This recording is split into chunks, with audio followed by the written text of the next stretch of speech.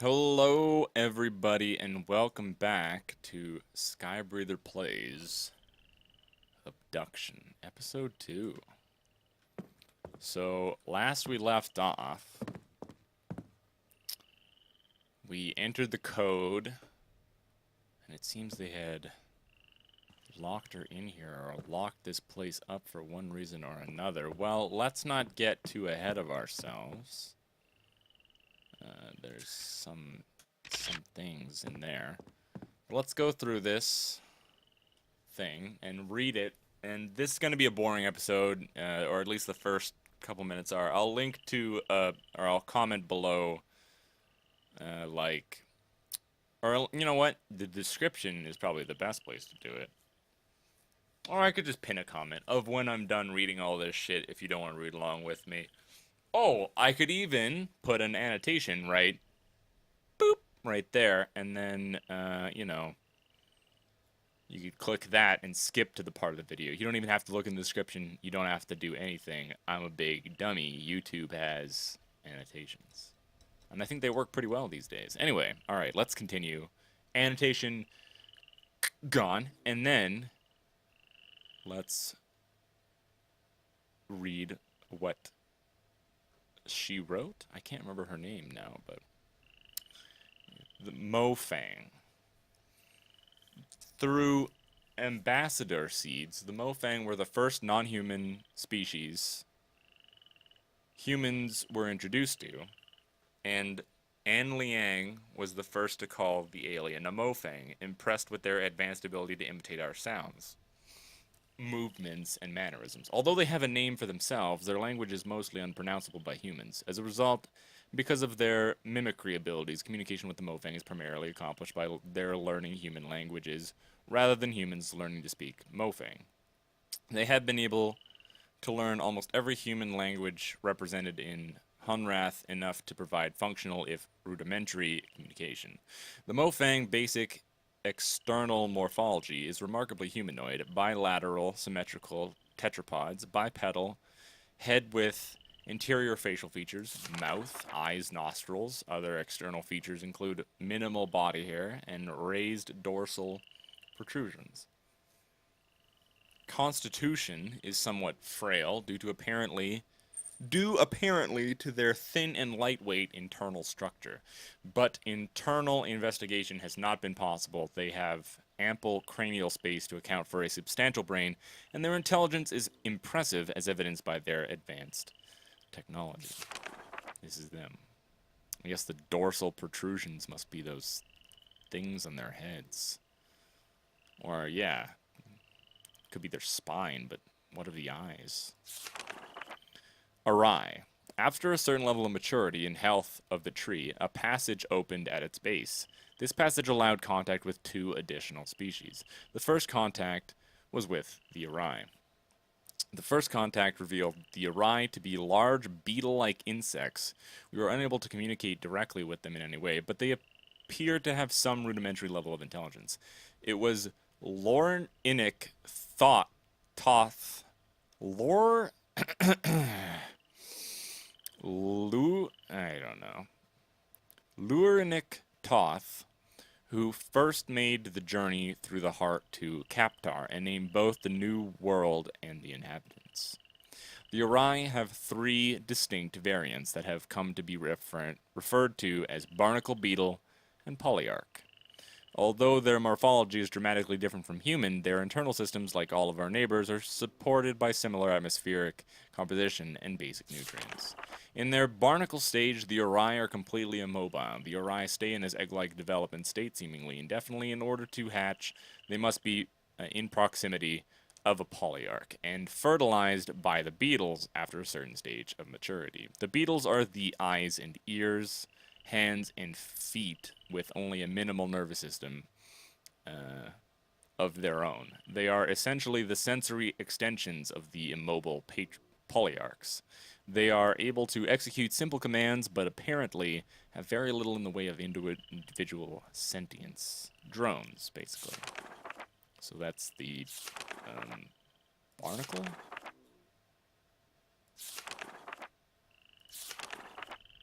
I think it must be the beetle. The Uri polyarchs are the... Or wait. Let's keep flipping. See, those are the villain. Whoops. They must be, because they're mentioned after the word, the thing. So I think these are the polyarchs.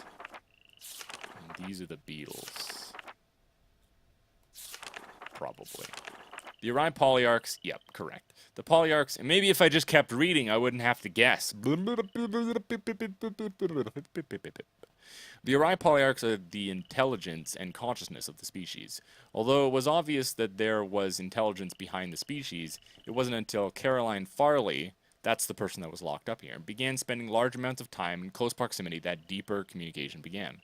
With a room nearby, Farley was the first to communicate non-verbally and learn much about the species, including some historical information. The Uri species survived in their world, while several other sentient species came and went. Among them, an ancient species who formed a deeper relationship with the Uri, carving temples and dwellings for them in the rocks, and later a more recent species that took over much of their homeworld. This later species was especially adept at mechanical construction, using it mostly to capture and process large flying creatures, using the beetles as bait. Oh, that's not nice. Villain. The final species to be discovered were the villain. The villain. The villain? Not the villain. The villain. The villain? The villain had been communicating with the Uri for many years through ambassador seeds, but became part of the larger community very shortly after the Uri. With a large and imposing frame and a form of communication based on a complex, multi-voiced, low-frequency rumble, the initial introductions were intimidating. After several attempts, Emile Vidal was able to begin some rudimentary communication and began visiting the villain in Marais, which she named, on a regular basis. Marais Villain. It's probably Villain, but I say Villain for some reason. She discovered a complex and amazing society that was able to use technology in unexpected ways. They had the ability to quickly transform their world using extruded structures based on some form of complex miniature substrate material. Unlike the other worlds, the Villain sphere is scooped out of a Villain resettlement group that was preparing to set off into space to find a new homeworld. This was their way of life, to put themselves into stasis and scatter themselves through the stars. It's probably what we're going to do eventually. As mentioned previously, their appearance is imposing, standing about 9 feet tall with a distinct reptilian resemblance. They have 6 limbs, 2 muscular legs and arms, and a smaller set of arms. They control every aspect of the technology with their vocalizations, but over the years, they have created control panels based on their number system that allow other species to easily access elements of technology. Well, that's nice of them. Cute little guys. I like their big hands. That was a weird sentence, I'm sorry. Alright, what else do we got? Communication. Talking with our neighbors. We take communication for granted, even with the varied languages we find here in Hunrath. But when we suddenly find ourselves among other intelligent species who don't share our culture, history, DNA, or vocal cords, it requires a huge amount of effort for the beginning of rudimentary chatting. This quick overview will set the stage for what to expect when communicating with our neighbors. Excuse me. The Mofang were the first non-humans we met. With at least some level of similar physical vocal generating abilities, they picked up human words quickly. This early mimicry resulted in what the species became to be called. Mofang means mimic? Like, what are you talking about? Even though they were able to mimic single words and simple phrases, it became evident over the years that huge grammatical differences were not easily overcome. Some have proposed that the difficulty may have arisen because the Mofang insisted on attempting to learn every human language, and as a result were never able to lock onto any consistent grammatical structure. Nevertheless, in spite of the rudimentary sentence construction, it has been very easy to communicate, and it has been unnecessary for us to learn the language beyond a few simple phrases and proper names. If you'd like to learn more about communication with the Mofang, please contact Tan. The Villain have presented a particular communication challenge. From what we can gather, they produce sounds using 2 large reed-like structures inside opposite sides of their heads. The vibrations generated are channeled to resonance chambers in their skulls, where they are combined into a complex low-frequency dual tone. The low-frequency bitonal sounds are not only hard for humans to hear and resolve, but impossible for us to mimic. And the villain's hearing is also oriented towards low frequency, though, so they are unable to hear most of sounds associated with human speech. Therefore, communication with the villain has relied on technology. They have adapted consoles, which the villain current fluently control with their vocalization, for use by other species. Over the years, some individuals of other species, including a few humans, have learned to communicate very efficiently using this method. Humans have been able to pick out some higher frequency characteristics of certain key villain words over the years, and although we can't speak to them in a way that the villains can understand, we are occasionally able to hear and recognize these words when spoken distinctly by the villain. If you'd like to learn more about communication with the villain, please contact Vito. Awry. None of the stages of the Awry morphology have any vocalization apparatus. Because of the obvious synchronization of the barnacle flash and the ability of the pawns to provide for and address the needs of the polyarchs, it was assumed that the species could communicate effectively. It was not until Farley began to spend large amounts of time in the polyarch antechamber that the first clues to this communication became evident. After months of research, Farley began to have limited success with receiving some kind of messages that were coming from the polyarchs. It is apparent now that the polyarchs had been attempting to communicate the entire time, but they themselves had been experimenting with various channels until they finally got a response from Farley. After this breakthrough, others were able to tune in to the polyarchs and learn to listen. Both the polyarchs and the pawns have a simple organ that can sense human vocal frequency, enabling them to send simple responses from humans, but over the years, Farley was able to learn to speak to the polyarchs via a related form of extrasensory transmission. If you'd like to learn more about the communication with the Rai, please contact Farley. Will do. I should actually, can I, photograph this? And then please contact Vito. Please contact Town. There we go. One more. One more. Seed information. I kind of can't see it, and neither can you. Can I, turn down the brightness? It seems to be crazy. Let's turn that down, to there. Did that apply? Hello? Settings, gamma, it did not apply. Now apply. Okay. This is a little awkward.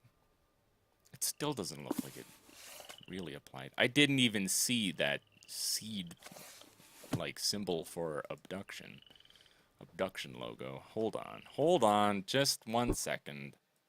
Even lower. No gamma. Resume game. Still can't really see it, Jesus. Yeah, that's not working either. Hold the phone. Oh my Lanta.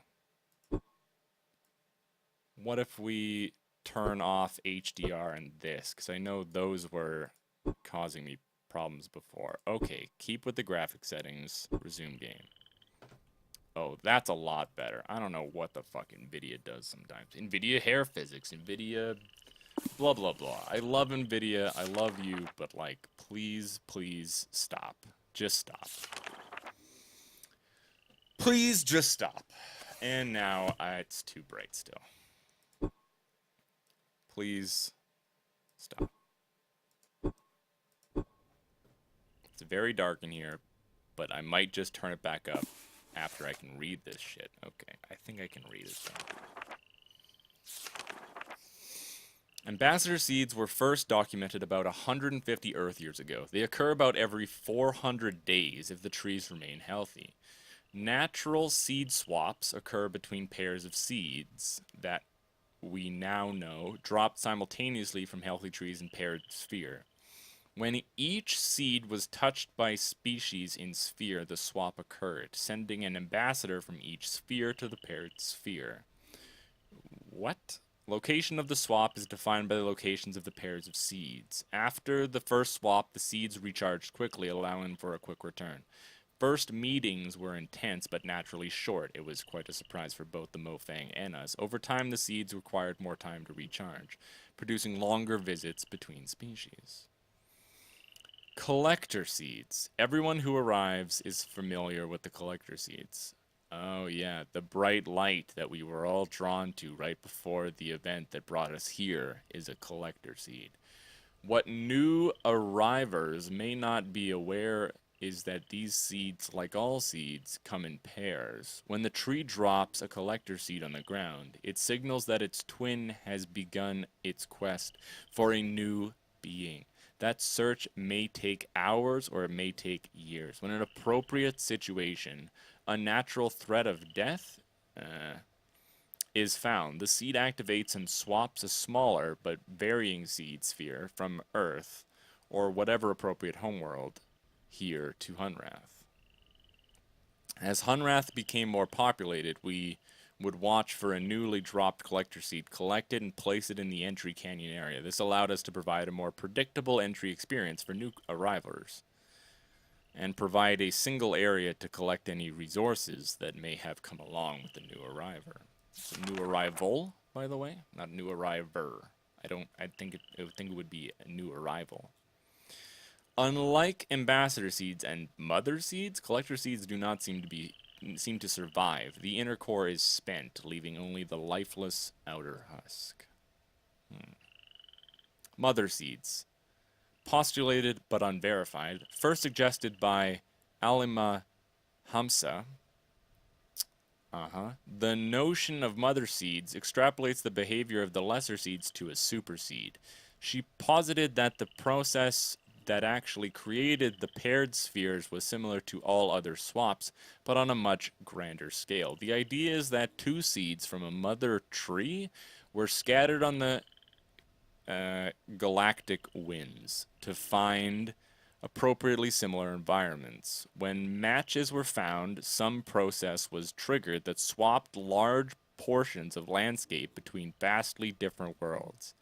Ah, that's why the blue world seems to exist so independently of this red one. This is supposed to be Earth. The blue one is something very similar, and the shield is a cage. But I wonder if it's also, you know, a barrier that we can't pass through for safety reasons right now, or that that's why it was put up in the first place. I don't know. Alima further noted that the trees' locations in the center of the sphere suggested that the trees grew from these mother seeds. Because of the similarities, it has been conjectured that the re-swapping the entire environment spheres might be possible with a larger scale version of the ambassador seed machine. And it doesn't want to go further, so we'll leave it at that. But what's this? I can't pick it up, I don't think. Well, it's kind of dark. Let's turn that gamma back up. And now it's full of light. Beautiful.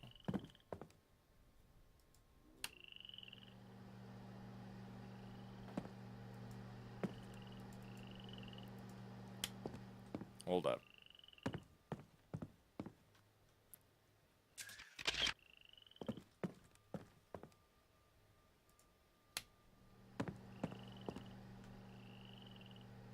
Can't see anything. Oh, I guess it's meant to not be able to see anything.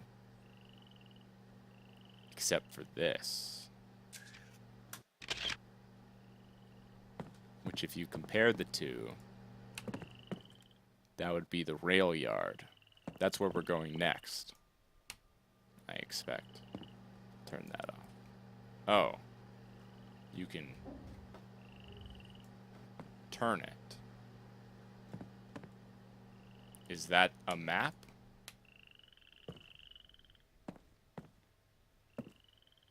So how do...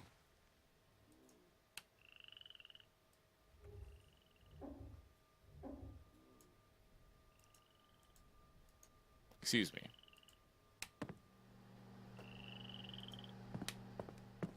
So they want us to come from Farley's.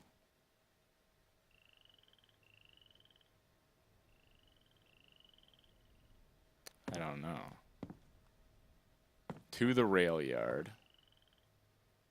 To the Bosque.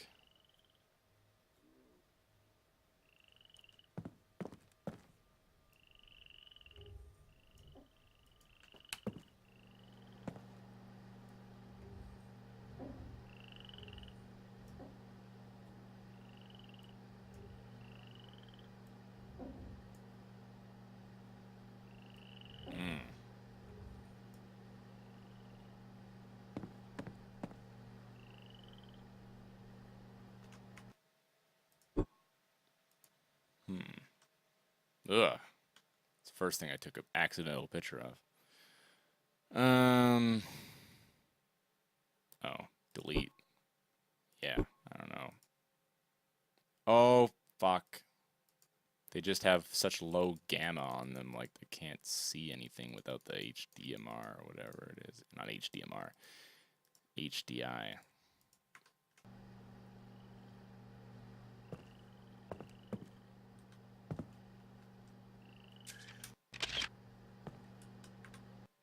So now if we go in here, we got a similar looking thing. It's right in the back of the rail yard. 1.5? 15? Is that what that says?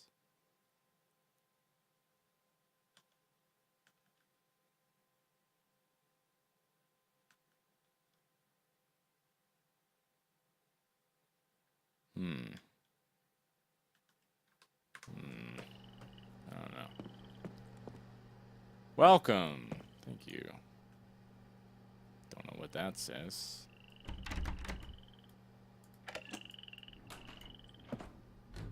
Well, that's good. The hell's this? Some reading can't be skipped because I'm lazy. Welcome to Hunrath. Please give us a bit of information about you so we can get to know you better. Name, date you came from. Please use 4-digit year. Where you came from, country and city, circumstances under which you were taken. Please note any dangers you noticed. Emptied and filled. Samuel Karen, January 2017. Maraca something. Just survived. Oh, sweet Jesus. The lighting is bugging the dicks out of me. I wish they would give me like a setting. And was on my way to supply along the coast south of Monaco when I recall being whisked away and the seed appeared. 1942. The last thing I recall is a large rumbling while I was hiding in the cellar of a vacant building. I ran toward a bright light in the stairwell. 1988 and 2042. Skiing. On my boat in a bad storm. Well, I don't know what year I came from specifically. But, it's the year 2017 right now. And, I remember I was camping on a lake when I saw the thing shoot out from the sky, and it was a bad storm. I think there might have been a forest fire. Lightning was everywhere.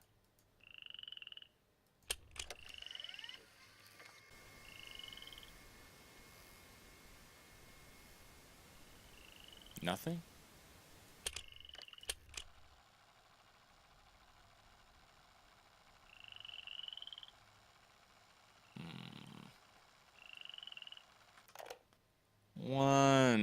moment. Okay. Rewind till the cows come out. So, well,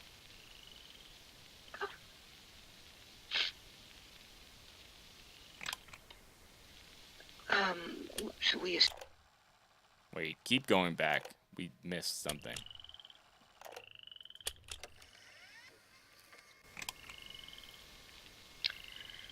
Well, I feel like I should say something.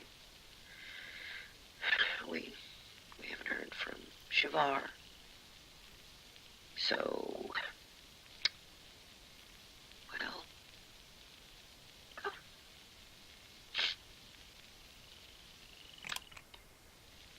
well, should we assume that Shavar, well, that the attack is inevitable? We just don't know when. So, Shavar and her family, and others she trusts, I guess, well, they'll arrive when they can, without giving, like covertly.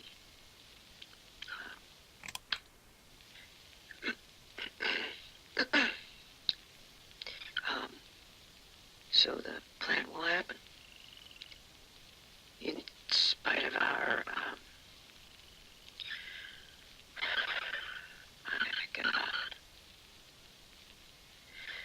We're locking down as much as possible here and moving everybody out. CW will stay here, and I'll go to Murray at the last possible moment. Most are gone. There's just a few left here now. The mayor got out early. I don't even know why I'm recording this. It's like somehow we'll live on or something. I guess this has meaning if someone listens, but who? A new one? A new arriver? Oh, God, the kiosk out front. I need to update that message.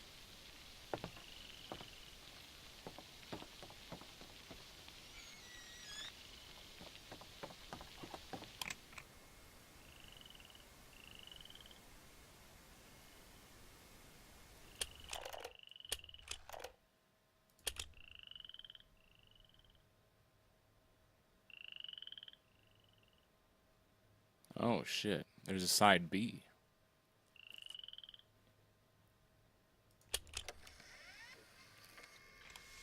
We all lost everything.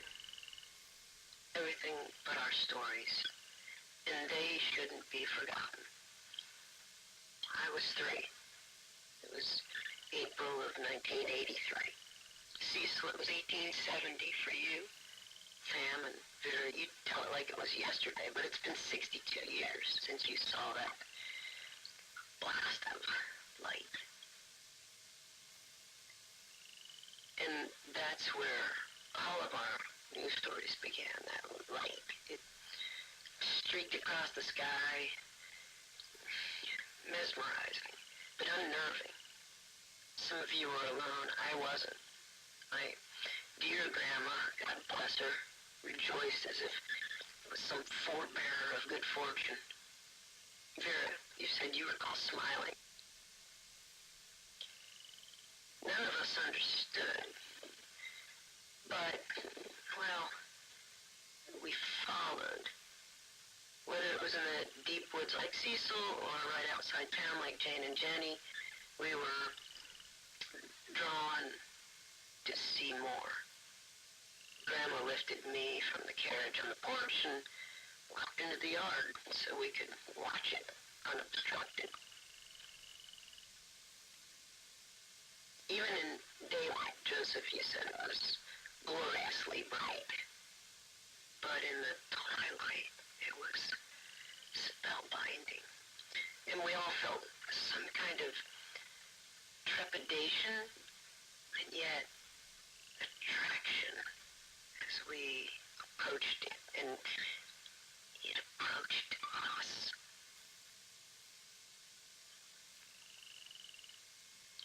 So close, so radiant, and that sound, deep and vibrant, organic.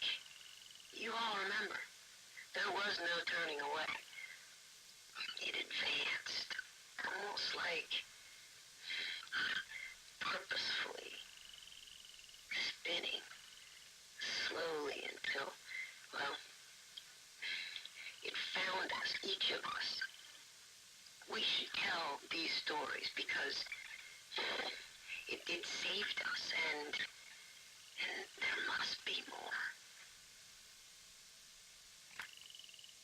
It was in the middle of the afternoon. I was watching the sunrise. It was about 2:30 in the morning. December 26, 1948. May 7th, 2009. September 3rd, 1995. I was down by the river. I was hiking in the desert, in the park with my grandson. I looked up and saw a Brilliant flash of light. Exploded in the sky. The light it flew into the clouds and behind the trees and it disappeared. I looked around and, to see. see if there was anyone around. See if anyone else had seen what I had seen. There was no one around. They all saw it too.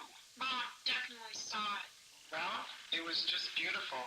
There was something calming about it. Yeah, I don't mind telling you, I was kind of freaking out. I tried to follow it, trying to get a better look at it. Wanted to see it again. I came to a place where it had disappeared. Overlooked, but I found nothing. And it streaked through the sky again. It seemed like it was looking for something. Or looking for someone.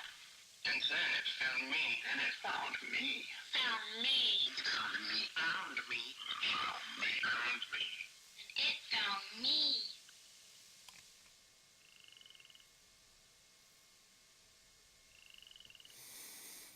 Wow. Wonder how many people hit that button. Wonder how many people just hit play because they knew the other side of the tape would be rewound because you just finished the other side. I wonder. I wonder.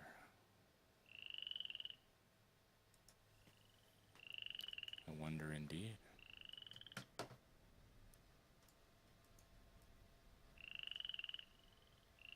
Cute little guy. Not so cute, but adorable. A child was taken. Not maliciously.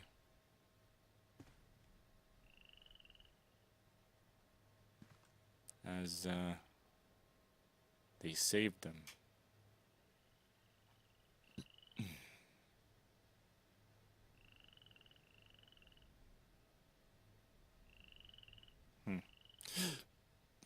Excuse me. Well. Now what?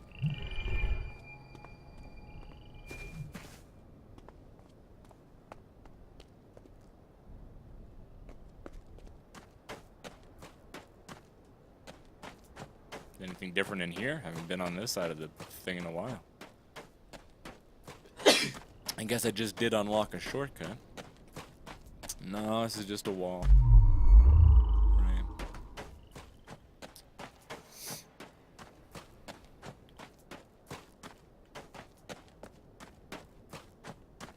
I think we gotta go to the rail yard or something. I don't think that does anything, to be honest with you. Oh, but now we're on the other side.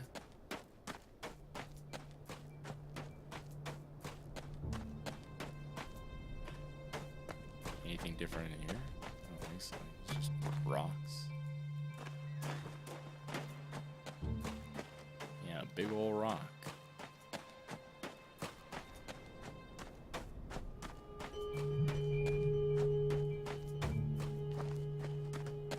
That's the other side of the rock.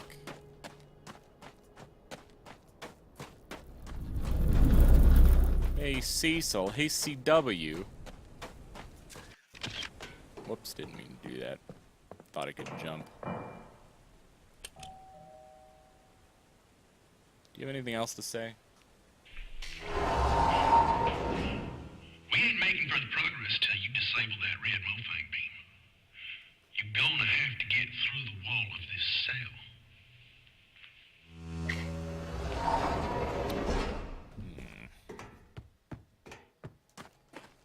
I need something to disable it with. I thought we could talk about the whole thing, but I guess I'm the silent protagonist. I got nothing to say.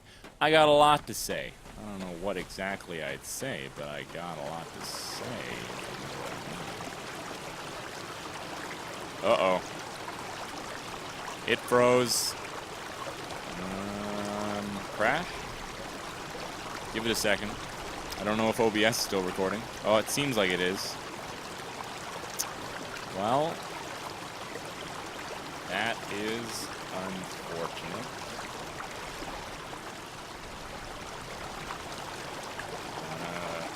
Control-Alt-Delete. Task Manager. Don't want to change my password. No. Cancel. Task Manager. Uh-oh, that's not good. How about Alt-Tab? How about we, Steam, no? Just kill Obduction.